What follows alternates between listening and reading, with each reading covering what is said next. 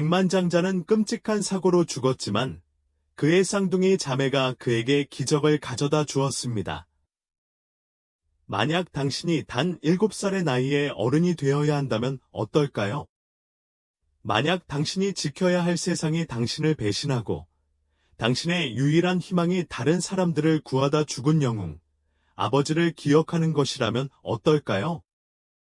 이것은 홀로 남겨진 두 소녀에 대한 이야기입니다. 그들의 운명은 절망적으로 보였지만 어느 날 모든 것이 바뀌었습니다. 겉보기에 비극적인 사건이 새로운 삶의 길을 열어줍니다. 하지만 모든 것이 생각만큼 간단하지는 않습니다. 그날 도시가 영웅을 잃고 두 소녀만 남게 될 줄은 아무도 몰랐습니다. 모든 것은 평범한 아침처럼 시작되었습니다. 지붕 위에는 가벼운 안개가 끼었고 모퉁이 빵집에서는 빵을 굽는 냄새가 났으며 7살 쌍둥이 지은과 수빈이 아직 잠을 자고 있는 척하고 있는 침실에서는 부드러운 웃음소리가 들려왔다. 하지만 정우는 예감이 들었습니다. 그는 이런 아침의 고요함, 폭풍전의 고요함을 좋아하지 않았다. 나는 평소처럼 일찍 일어났다. 그는 군 소방서에서 근무하고 있으며 그의 교대 근무는 오전 7시에 시작됩니다. 그의 아내 지원은 잠을 잘 수 없었습니다. 그녀는 지난주 내내 그림자처럼 돌아다녔습니다. 그녀는 종종 말을 중간에 멈추고 한 지점을 응시하곤 합니다. 그는 묻지 않았습니다. 듣고 싶지 않은 대답을 듣는 것이 두려웠기 때문입니다. 그가 딸들에게 키스하고 집을 나설 때에도 하늘에는 여전히 불길한 징조가 보이지 않았다. 3시간 후에 모든 것이 바뀌었습니다. 교회의 오래된 5층 건물이 화재를 겪었습니다. 4층이 불타고 있어요. 사람들은 마당에 서서 비명을 지르고 울었습니다. 이웃 사람은 두 아이가 안에 남겨졌다고 말했습니다.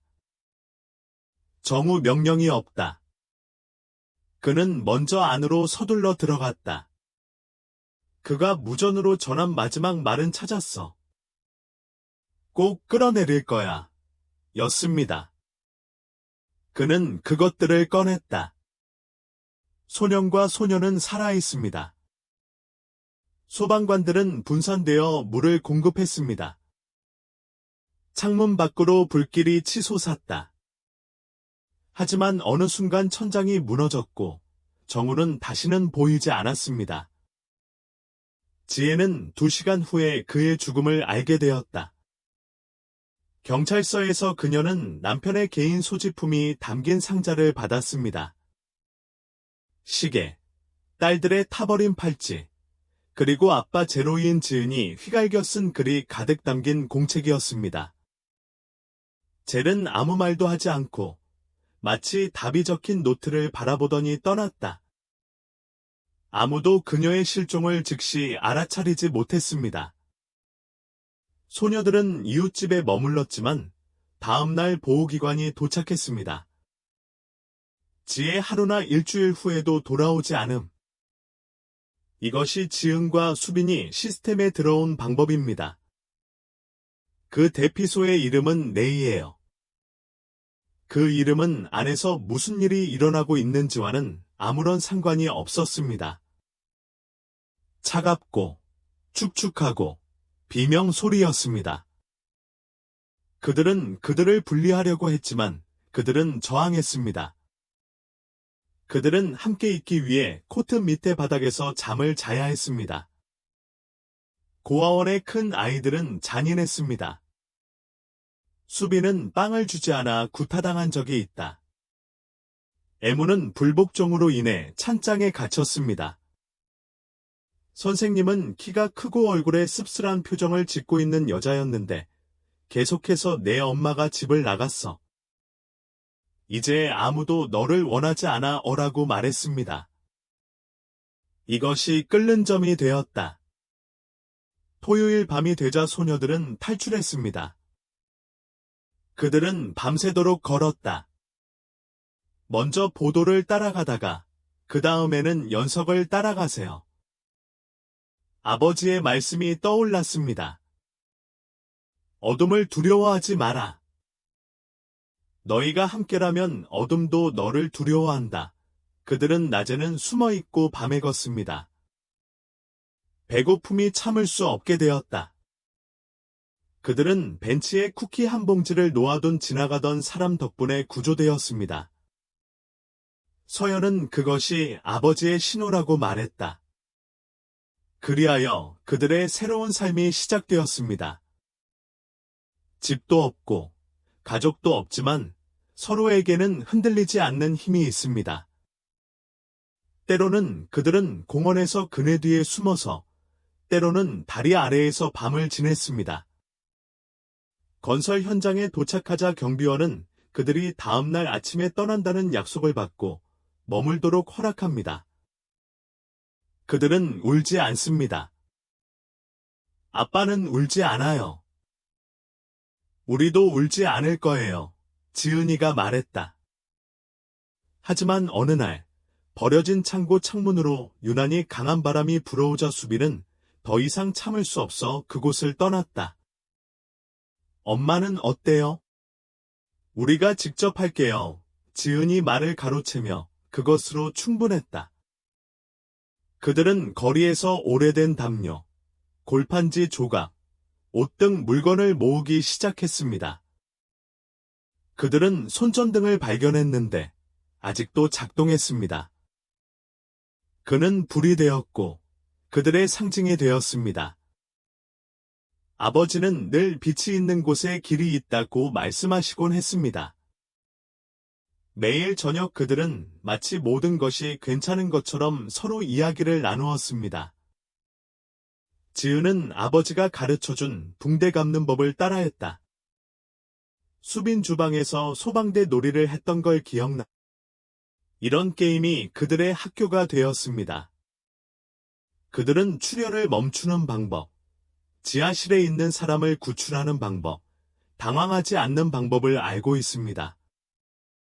이 모든 것은 그 게임들과 아버지 덕분이에요. 하지만 그들 앞에는 모든 것을 바꿀 순간이 펼쳐져 있었고, 그것은 마치 안개 속으로 미끄러운 길을 질주하는 차처럼 다가오고 있었습니다. 그들은 첫날 밤 다리 밑에서 잠을 자지 않았습니다. 두려웠기 때문이 아니라 추웠기 때문입니다. 가벼운 비가 철판 위로 떨어졌고 물방울이 틈새로 스며들어 표면을 따라 흘러내렸습니다. 지은은 마치 과거와 그들을 연결하는 마지막 닫힌 것처럼 수빈의 손을 잡았다. 때로는 아빠가 손전등을 들고 어둠 속으로 들어가는 것 같았습니다. 그는 젖은 코트를 입고 그래서 얘들아, 어디에 숨어 있니? 라고 묻곤 했습니다. 하지만 아무도 오지 않았습니다. 탈출한 지 일주일이 지났습니다. 그들은 음식을 찾는 법을 배웁니다. 빵집에서는 어제 만든 빵을 버렸습니다. 가끔 시장에 아무도 사지 않는 사과가 남아있는 경우가 있습니다. 가끔 친절한 사람들은 벤치에 가방을 놓아두기도 합니다. 하지만 지나가는 사람들은 대개 돌아선다. 어느 날 10살쯤 된 소년이 그들에게 다가왔습니다. 그는 기름 얼룩이 있는 재킷을 입고 있었고 뺨에는 밝은 흉터가 있었습니다. 북쪽 공원 근처에서 자지 마세요. 거기에는 사나운 불황자들이 있어요. 라고 그는 말했다. 그리고 사라져라. 그곳에서 그들은 산업지대를 지나 남쪽에서 서쪽으로 계속 이동했고 강다리 아래로 수년간 방치되었던 옛 지하철역 근처로 이동했습니다. 항상 시간을 확인하세요. 그들은 바늘이 없는 녹슨 알람 시계를 가지고 있었습니다. 하지만 그녀는 태양이 항구 근처 탑 꼭대기에 도달하면 밤에 쉴 곳을 찾아야 할 때라는 것을 알고 있었습니다. 날짜를 세다. 매일 밤 그녀는 그들이 자는 상자의 옆면에 선을 그었습니다. 모두 37개가 있습니다. 38일째 되는 날, 그들은 텅 빈 창고를 발견했습니다. 크고 콘크리트이며 먼지가 쌓인 창문이 있습니다. 내부는 녹과 썩은 자루 냄새가 났다. 그들은 골판지, 천 조각, 오래된 카트를 모아서 옷장을 만들고 집을 지었습니다. 지은은 어딘가에서 오래된 찻주전자를 가져왔습니다. 그곳은 그들의 주방이 되었습니다. 그래서 그런 장소가 탄생했습니다. 적어도 잠시 동안은 그것이 단순한 게임이라고 가정할 수 있는 곳이었죠. 어느 날 저녁, 평소보다 일찍 하늘이 어두워지자 거리에서 싸움과 소리, 소음이 터지기 시작했습니다. 한 불황자가 버스 정류장에서 한 여성을 위협했습니다. 사람들이 지나갔지만 소녀들은 볼 수 없었습니다. 지은이 속삭였다. 아빠가 무서우면 먼저 가라고 하신 말씀을 기억하세요. 그들은 강하지는 않지만 매우 빠르다. 지은은 그 남자에게 돌을 던졌다. 수빈 비명. 경찰이 온다. 그는 도망쳤다. 그 여자는 두려움과 고마움이 뒤섞인 표정으로 그들을 돌아보았다. 돈을 주고 싶었지만 이미 없어졌어요. 우리는 도둑이 아니야, 수빈이 말했다. 우리는 도움을 주고 있어요. 그게 제 아버지께서 저에게 가르쳐 주신 거예요. 이 말이 그들의 규칙이 되었습니다. 그들은 매주 도시에서 눈에 띄지 않는 법을 배우고 누군가가 자신의 소지품을 훔칠까봐 두려워하지 않고 안전하게 잠을 잘 수 있는 곳을 찾는 법을 배웁니다. 해를 끼칠 수 있는 사람과 길을 잃은 사람을 구별하는 법을 배우세요. 그들은 만나는 다른 아이들에게 조언을 해주기도 합니다. 우리 함께 뭉치자. 열린 캔은 절대 먹지 마세요. 물 근처는 차갑지만 더 안전합니다. 유리벽이 아닌 콘크리트 벽 옆에서 자세요. 규모는 작지만 어른의 경험을 갖추고 있습니다. 그리고 콘크리트와 무관심으로 가득 찬 이 도시에서 그들은 노숙소녀 이상의 존재가 됩니다. 그들은 동족들 사이에서 전설이 되었습니다. 하지만 그들 자신은 그것에 대해 알지 못합니다. 어느 날 그들은 실제 화재를 보았습니다. 교회의 어느 차고에서 불이 났습니다. 사람들은 단지 휴대폰으로 촬영합니다. 불은 약했지만 안에 고양이가 있었습니다. 태양은 그의 외침을 들었다. 나는 주저하지 않았다. 그녀는 물에 뛰어들어 젖은 수건을 얼굴에 두르고 있었다. 1분 후, 그녀는 고양이를 데리고 나왔습니다. 검은색, 탄 것. 그들은 그것을 석탄이라고 부릅니다. 이제 그들은 세계를 가지고 있습니다. 그들은 어머니에 대해 거의 이야기하지 않습니다. 어느 날 밤, 수빈은 그녀가 살아있다면 어떨까? 라고 물었습니다. 그 사람은 살아있어요. 지은이 단호하게 말했다. 그냥 돌아서세요. 하지만 그녀는 자신을 의심했습니다. 그녀의 어머니가 아직 살아있다면 왜 그녀를 찾으러 가지 않았을까요?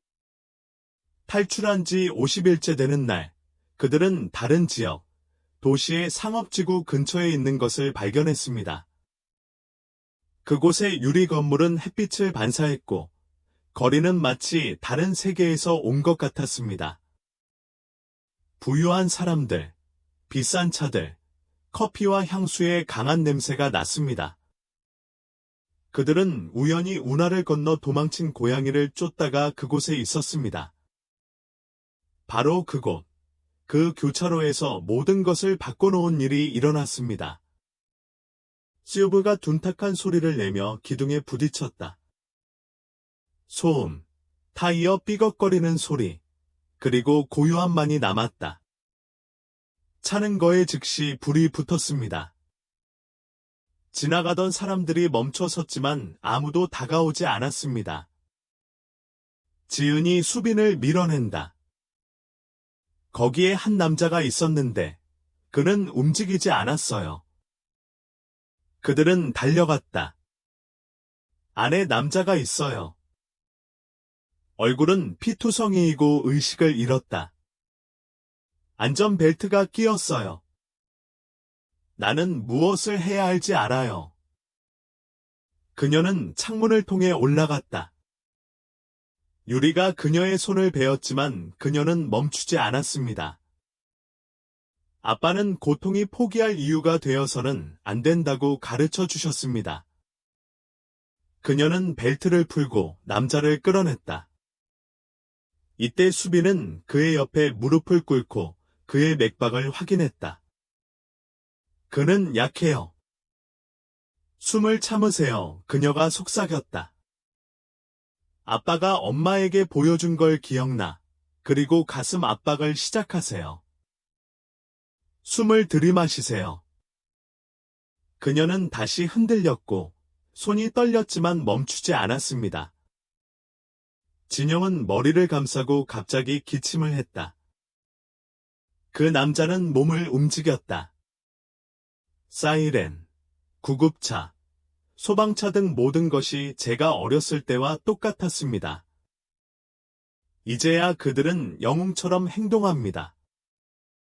그들은 요청을 기다리지 않고, 감사를 기다리지 않고, 그저 군중 속으로 사라져 버립니다. 그날 밤 그들은 아무 말도 하지 않았고, 석탄에도 불을 붙이지 않았습니다. 지은은 창고 천장을 올려다보며 갑자기 말했다. 우리는 아빠 말씀대로 했어요. 이제 어떻게 해야 할까? 대답은 없었지만 병원 어딘가 밝은 불빛과 경비원들 사이에서 민석은 의식을 되찾았다. 그리고 그의 첫 질문은 누가 나를 구했는가? 겼습니다. 그리고 그 질문으로부터 그는 그들에게로 곧장 이어지는 일련의 사건을 시작했습니다. 민석근은 자신의 인생이 전과 후로 나뉘리라고는 상상도 하지 못했습니다. 그날은 이사회도 아니고 투자 포럼도 아닌 아스팔트 위 휘발유 웅덩이와 깨진 유리창 위에서였습니다. 그는 지하 주차장에서 늦게 나왔다. 회의가 계속 지연되었습니다. 비서가 그에게 휴식을 취하라고 설득했지만 그는 여전히 고집이 세다. 자동차는 최신 모델의 제어 시스템으로 구동됩니다. 그는 가볍게 운전하며 비서의 메시지를 들었습니다. 하지만 10분 후에 문제가 생겼습니다. 뭔가 갑작스러운 움직임과 무거운 소리가 들리더니 어둠이 내려앉았습니다. 의사들이 나중에 알려줄 거예요. 만약 도움이 단 1분이라도 늦어졌다면 그는 질식과 내부 출혈로 죽었을 것입니다. 그가 눈을 떴을 때 방 안의 모든 것이 하얗게 보였다. 하얀 벽, 하얀 시트, 모니터에서 나오는 하얀 소음. 중년의 우울한 표정을 한 의사가 그에게 말했다. 당신은 불타는 차에서 끌려 나왔습니다. 당신은 구조되었습니다. 더블. 민호는 믿을 수 없다는 듯이 물었다. 경비원님. 아니요. 두 소녀는 신발을 신지 않았어요. 그들이 제일 먼저 왔는데 그 다음에 사라졌어요. 그는 그것이 실수였는지 바로 알 수 없었지만 기억의 조각들이 밀려왔다. 아이의 손, 손전등의 빛, 목소리. 숨 쉬세요. 제발, 숨 쉬세요. 연기가 자욱하고 약간 시골스러운 느낌이고 도시적이지는 않아요. 먼지일 수도 있고 젖은 판지일 수도 있어요. 하루 뒤, 그는 보안 책임자와 이야기를 나누었습니다. 우리는 무슨 희생을 치르더라도 그들을 찾아야 합니다. 그는 소녀들이 서류를 가지고 있지 않은 것 같고 도시가 너무 크다고 말하며 반대하려고 했습니다. 민석은 주먹을 꽉 쥐고 말했다. 그들이 나를 구했으니 이제 내가 그들을 찾아라. 그는 온 마음을 다해 수색에 나섰습니다. 24시간 이내에 해당 구역 주변에 카메라가 설치되었고 목격자 인터뷰가 이루어졌으며 에이템과 거리 관찰자에게 녹화본이 요청되었습니다. 분석가 팀이 활성화되었습니다. 그는 비용을 아끼지 않았습니다. 그는 이 소녀들에게 감사하는 마음 이상의 것을 빚지고 있다고 느꼈습니다. 그 당시 소녀들은 숨어 있었습니다. 그날 저녁 이후 그들은 자신들이 사냥당할 것이고 어쩌면 보호소로 다시 끌려갈 것이고 어쩌면 다시 헤어질 수도 있다는 것을 깨달았습니다. 지은 지속성 있는 우리는 도심을 벗어나야 합니다. 뜨거운 석탄 더미가 부상당한 군인처럼 수빈의 가슴에 눌려 있었다. 그들은 버려진 건설 현장의 오래된 운송 컨테이너에 숨어 있습니다. 3일 동안 우리는 거의 외출하지 않고 처음에 발견한 것만 먹었습니다. 쿠키, 누군가가 버린 바나나 등입니다. 지은은 밤에 깨어나서 그들이 자신을 따라오는지 확인하려고 했지만 아무도 보이지 않았습니다. 5일째 되던 날, 민석이 직접 고용한 사립탐정이 그를 찾아왔다. 흔적이 발견되었습니다. 남쪽의 컨테이너. 카메라는 두 소녀의 모습을 포착했다. 한 사람은 팔을 절단당했습니다. 그들은 밤에 들어와서 나오지 않습니다. 민석은 의사들의 반대에도 불구하고 침대에서 일어났지만 더 이상 기다릴 수 없었다. CUV가 공사 현장에 도착하자 울타리 너머에는 정적이 감돌았다. 공중에는 먼지가 날리고 어딘가에서 개들이 짖는 소리가 들렸다. 바람에 폴리에틸렌 조각이 프레임에서 떨어져 나갔습니다. 그는 경비원을 데리고 혼자서 안으로 들어갔지만 출구에 계속 서 있었습니다. 그는 아이들을 놀라게 하고 싶지 않았습니다. 용기 안은 매우 어두웠습니다. 낡은 담요와 두 개의 인물 위로 희미한 빗줄기가 틈새로 비칠 뿐이었다. 한 남자가 고양이를 꼭 껴안고 떨고 있었습니다. 그와 소녀 사이에는 또 다른 사람이 서 있었습니다. 가까이 오지 마세요. 지은의 목소리는 매우 단호했다. 여러분이 우리를 찾고 있다는 것을 알고 있습니다. 우리는 다시는 거기로 돌아가지 않을 것이다. 민호가 손을 들었다. 저는 고아원 출신이 아닙니다. 당신이 구한 사람은 바로 나예요. 우리는 어떠한 문제도 원하지 않습니다. 우리는 그냥 함께 있고 싶을 뿐이에요. 서연이 속삭였다. 그리고 두려워하지 마세요. 민석은 바로 그 옆바닥에 앉았다. 당신을 그렇게 무섭게 하는 사람이 누구인지 모르겠어요. 하지만 나는 여러분이 진정한 영웅이라는 걸 알고 있고 누구도 여러분을 떼어놓도록 내버려 두지 않을 것입니다. 그의 눈에는 연민도 거짓도 없었고 오직 그들의 아버지의 눈에 보였던 것과 같은 지친 기색만이 있었습니다. 그가 야간 근무를 마치고 집에 돌아왔을 때 소녀들은 조용했지만 더 이상 도망치지는 않았습니다. 몇 시간 후 그들은 시내 중심가에 있는 큰 아파트에 있었습니다. 죄수로서가 아니라 손님으로서 샤워, 음식, 청량음료가 제공됩니다. 그들은 신뢰하지 않습니다. 지은 마치 언제든 무너질 것처럼 그녀의 몸을 꽉 움켜쥐고 있었다. 그는 그녀 뒤에 숨었다. 침대 밑에 석탄이 숨겨져 있어요. 언제든지 떠나도 돼. 우민석이 말했다. 저는 당신이 안전하고 선택권을 갖기를 바랄 뿐입니다. 이 말은 그들에게 전혀 새로운 것이었습니다. 선택. 지금까지 아무도 그들에게 준 적이 없습니다. 넷째 날, 수빈이가 둘이가 여기 있으면 어때요? 그럼 저도 여기 있을게요. 라고 물었어요. 그렇다고 그는 대답했다. 하지만 지금까지는 모든 게 순조롭게 진행되고 있었고, 지은은 깊은 마음속으로 그것을 느꼈다. 인생은 결코 순탄치 않았지만, 그녀의 말이 맞았습니다.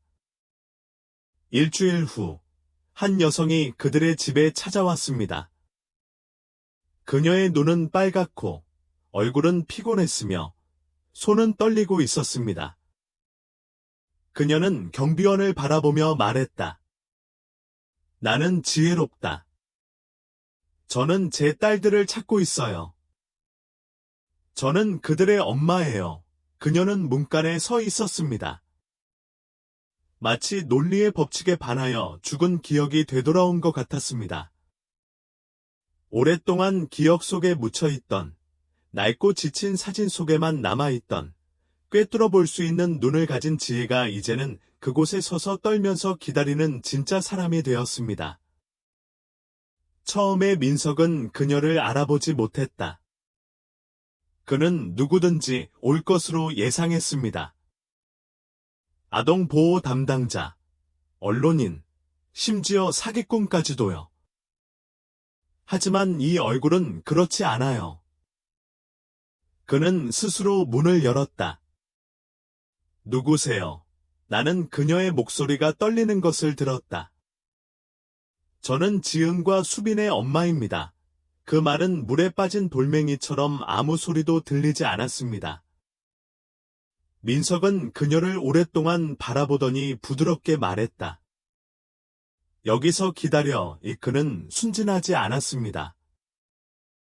그는 그녀의 서류를 확인해달라고 요청했고, 만일의 사태에 대비해 경비원을 보냈습니다. 내 마음속에는 오직 하나의 질문이 있었습니다. 그녀는 이제까지 어디에 있었던 걸까요? 그가 딸의 방에 들어갔을 때, 지은은 창가에 서 있었습니다. 그녀는 알고, 느낀다. 수빈은 바닥에 앉아 석탄을 넣었다. 그녀의 눈에는 여전히 걱정은 보이지 않았고, 오직 피로감만 떠올랐다. 민석이 문 앞에 여자가 있다고 했어요. 그녀는 당신의 어머니라고 주장합니다. 수빈 깜짝 놀란 지은은 부드럽게 말했다. 그녀가 돌아왔어요. 그는 그녀와 대화를 하고 싶은지 여부는 당신에게 달려 있습니다. 라고 덧붙였다. 당신이 싫어하는 일은 아무것도 하지 않을 거예요. 그것은 다시 선택이었고, 그 단어는 결코 그들을 떠나지 않았습니다. 그들은 함께 거실로 들어갔다. 지혜는 그들을 보자마자 일어섰다. 그녀는 뭔가 말하려고 했지만 목소리가 그녀를 배신했다. 그의 손은 떨렸고 얼굴에는 표정이 없었다. 눈물만 흐른다. 조용하고 무겁고 통제할 수 없다. 미안해요. 미안해요. 소녀들. 지은이 수빈의 손을 꼭 잡았다. 그녀는 한 걸음 앞으로 나아갔다가 멈췄다. 어디 가세요? 그녀가 물었어요. 조는 고개를 숙였다. 정말 무너졌어. 내 아버지가 돌아가신 후 더 이상 버틸 수가 없었어. 나간 기억도 없어. 정신병원에서 깨어났지. 진단 결과 중증 외상 후 스트레스 장애. 아무도 내가 어디 있는지 말해주지 않았어. 돌아보니 내가 사라져 있었어. 침묵이 무겁게 흘렀다. 민석조차 개입하지 않았다. 우리는 잡혔어요. 서씨가 말했다. 대피소로 가세요. 거기 상황이 안 좋아요. 우리는 도망쳤어요. 정연은 손으로 얼굴을 가렸다. 당신을 찾고 있었어요. 그러다 억만장자가 구조됐다는 뉴스를 보고 당신이라는 걸 알게 됐어요. 그는 그녀를 똑바로 바라보았다. 내면의 모든 것이 끌어올랐습니다. 분노, 고통, 두려움, 기쁨이 한꺼번에. 이제 무엇을 원하시나요? 재현이 고개를 들었다.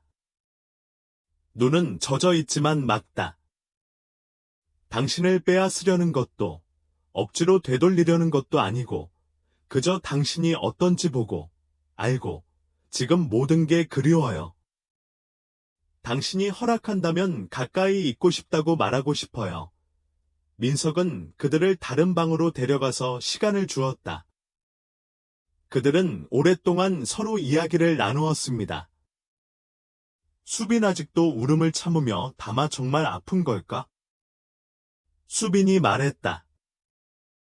어쩌면 내 잘못이 아닐지도 몰라요. 그럴지도 몰라요. 지은이 주장했다. 하지만 난 그녀가 실증나. 그럼 우리는 어떻게 해야 하나요? 창밖을 보세요. 그 아래에서는 도시가 웅웅거리고 있었다. 그들이 살던 거리는 지금 먼 과거처럼 아래에 놓여 있습니다. 우리는 그녀에게 기회를 줄 것입니다. 하지만 우리는 스스로 결정해야 하고, 그녀는 이 점을 이해해야 합니다. 그들은 방으로 돌아갔다. 지혜는 벌을 받은 아이처럼 꼼짝 않고 앉아 있었다. 그들은 반대편에서 멈췄다. 우리가 용서해야 할지 모르겠고, 우리가 당신을 그곳에 두기를 원하는지 모르겠어요. 알겠어요. 그녀가 속삭였다. 하지만 이제 우리는 선택권이 있다는 걸 알아요. 우리에겐 민석이 있고, 우리 친구 수티가 있고, 우리 서로가 있어요. 이건 변하지 않을 거예요. 지혜 천천히, 순종적으로 고개를 끄덕였다. 저는 멀리서라도, 그림자처럼이라도 가까이 있을 준비가 되어 있습니다. 가장 중요한 것은 당신이 살아있고, 더 이상 두려워하지 않는다는 것입니다. 그 대화 이후로 아무것도 변하지 않았지만, 두려움은 사라졌습니다. 민석은 그들에게 영원히 자신과 함께 지내자고 권했다. 병동이 아니라 가족 같아요. 그는 당신 아빠를 대신할 수는 없지만 당신 곁에 있어줄 수는 있어요. 믿을 수 있는. 지혜 근처의 아파트를 빌려서 치료를 시작했습니다. 가끔 그들은 커피숍에서 만나 이야기를 나누며 마치 모든 것을 다시 배우는 듯 천천히 주의 깊게 서로를 바라보곤 했습니다. 어느 날 저녁, 지은이 소파에서 책을 읽고 수빈이 그림을 그리고 있을 때 민석이 그들에게 다가와서 너희 둘이 정말 가문의 성을 갖고 싶어? 라고 물었습니다. 그들은 서로를 바라보았다. 우리는 집이에요. 지은이 말했다. 맞아요. 수빈이 고개를 끄덕였다. 하지만 이제 우리도 블랙디예요. 그는 빙긋이 웃었다. 그럼 당신은 윈슬로 블랙우드나 블랙우드 윈슬로군요. 수빈이 웃었다. 좋은 생각이에요. 아니, 그런 건 없어. 어준이 소리쳤다. 멋지지 않고, 인간적이지 않고, 비현실적이에요. 모두가 가족처럼 함께 웃었습니다. 하지만 앞으로는 여전히 현실적인 선택이 남아 있습니다. 그리고 여자아이들만을 위한 것은 아닙니다. 지혜, 어머니, 구원받았던 민석이가 이제는 구원받아야 할 사람이 되었습니다. 그리고 모든 것은 하나의 간단한 결정으로 귀결됩니다. 바로 그들이 자신의 삶에 누구를 데려올 것인지 선택하는 것입니다. 하지만 그 전에 마지막 장이 있는데 모든 것이 결정되는 장입니다. 지은은 연기 냄새에 깨어났지만 이번에는 두려움이 아니라 기억 때문이었다. 작고 안전한 벽난로입니다. 나무 향이 나고 따뜻하고 새로운 시작을 뜻합니다. 그녀는 담요를 덮고 소파에 누워 수빈이 다시 양말을 가져간 석탄 덩어리에 대해 투덜거리는 것을 들었다. 다른 방에서는 누군가가 설거지를 하고 있었습니다. 침묵 속에는 생명이 가득하다. 그들의 삶의 지혜가 들어온 지 3개월이 지났습니다. 그녀는 방해하지 않고 조심스러웠으며 거의 발끝으로 걷는 듯했습니다. 이 기간 동안 모든 것이 바뀌었지만 붕괴된 것이 아니라 달라졌습니다. 지은은 변화를 두려워할 필요가 없다는 것을 믿게 되었습니다. 그들은 탈출한 세상으로 돌아가지 않습니다. 민석은 지혜의 참여로 그들에게 법적 보호권을 공식화하는 방법을 찾았습니다. 모든 것은 법원, 의사, 정부를 거쳐야 하며 모든 것이 사실입니다. 젤은 민석을 위해 자신의 권리를 포기하는 서류에 서명했지만 딸들의 삶에 참여할 권리를 주장하지는 않았습니다. 내가 그걸 제안했어요. 그녀는 법정에서 더 이상 그들을 대신해 결정을 내리고 싶지 않아요. 라고 말했습니다. 그들이 원한다면 나도 거기에 있고 싶어. 판사는 손을 잡고 있는 두 소녀를 바라보았다. 존은 고개를 끄덕였다. 수빈 덧붙여 말했습니다. 우리는 선택했습니다. 민석이는 아이들을 버릇없이 키우지 않아요. 그는 아이들에게 비싼 휴대전화를 사주지도 않고 장난감도 많이 주지 않습니다. 하지만 아이들에게는 따뜻한 집이 있습니다. 음식, 수업, 안전, 그리고 가장 중요한 것은 존중입니다. 그는 100번이나 묻지 않고 설명 없이 금지하지도 않습니다. 그는 그들에게 어른처럼 대등하게 말했습니다. 그들에게 그는 선장과 같았습니다. 정우 영원히 이곳의 아버지가 될 것입니다. 하지만 길을 인도하고 항로를 유지하는 사람은 선장입니다. 지혜는 겸손한 아파트를 빌려 도서관에서 조수로 일하기 시작했습니다. 그녀는 일주일에 한 번씩 그들을 보러 왔고, 때로는 부엌에 조용히 앉아 있기도 하고, 때로는 정우가 처음으로 누군가를 구해줬고, 아드레날린 때문에 잠을 잘 수 없었다는 이야기를 하기도 했습니다. 지은 방해하지 말고 들어주세요. 적어두겠습니다. 이런 회의는 다리와 같습니다. 즉시는 아니지만 점차적으로. 2개월 후, 그들이 다니던 학교에서는 그들에게 에세이를 주었습니다. 나의 영웅. 수빈은 아버지에 대해 글을 썼습니다. 아버지가 어떻게 아이들에게 두려워하지 말라고 가르쳤는지, 어떻게 손에 붕대를 감는 법을 보여줬는지, 그리고 진짜 불은 집에 있는 것이 아니라 마음에 있다라고 말씀하신 것에 대해 썼습니다.